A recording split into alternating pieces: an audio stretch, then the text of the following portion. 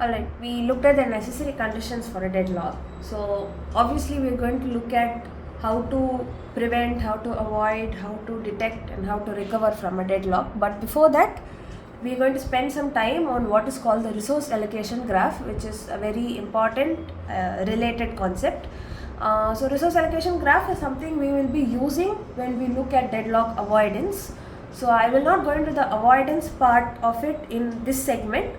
The idea of this segment is mainly going to be to introduce a resource allocation graph and talk about how you can detect a deadlock by looking at the graph. So a graph in computer science context is a collection of vertices and edges, as you must be familiar from your data structures course.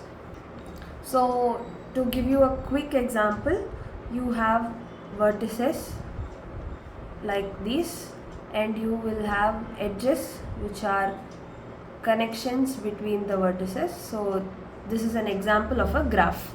Now we will come back to our resource allocation graph. So what happens here is this graph consists of a set of vertices V and a set of edges E. Of course, by definition that is what a graph is. Now the set of vertices is partitioned into two different types. T, which is the set of all active threads or processes, and R, which is the set of all resource types. So these two sets of vertices, and I will elaborate in a minute, these two sets of vertices are depicted differently. The threads are represented by circular nodes and the resource types by rectangles. So let's take a minute to talk about the two types of vertices first, and then we'll move to the edges and so on and so forth. Alright, so we saw that processes are denoted by a circle and resource types are denoted by a rectangular sort of node, right? So the first thing I would like to clarify here is the difference between resource type and resource. So when I say resource type, I'm talking about a broad category of resources. You might have multiple instances of the same resource. So for example, in one of the previous segments, we looked at, I think it was when we were talking about one of the synchronization problems, or no, something based with semaphores or something. We looked at this idea that there are multiple processes who need to use the printer. You have two printers and they have to share and so on and so forth, right? So printer is a resource type and you have two instances of a printer. So here in your resource allocation graph, when you have a thread or a process, it is denoted by a circle, and for every type of resource, for example, printer can be one type of a resource, some other device or some CPU processor could be another type of resource. For each type you have a rectangle, and within that type, for each instance you have a dot. So if you have two printers, you will have two dots within the rectangle corresponding to printer. If you have 4 CPUs, 4 processors, you're going to have 4 dots here. So this is how we construct the vertices of our resource allocation graph. I'll quickly repeat. A graph is a collection of vertices and edges. In our resource allocation graph, which is something which will help us deal with deadlocks, how we'll come to that. Your set of vertices is partitioned into T and R. T is the set of active threads or processes. Thread and process, in this context we use these terms interchangeably. So for every process or every thread we have one circle.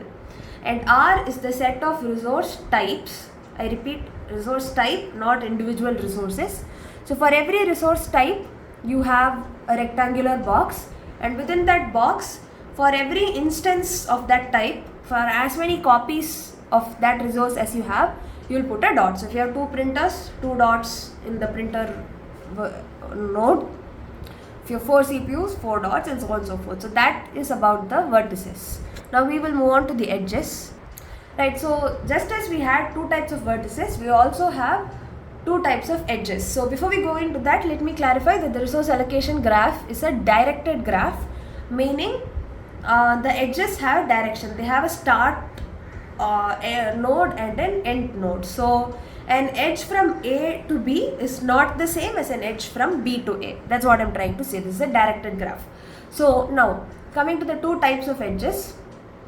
A directed edge from a process Ti to a resource Rj is called a requested edge, and an edge from a resource to a process is called an assignment edge. So let's go back to the picture we were drawing.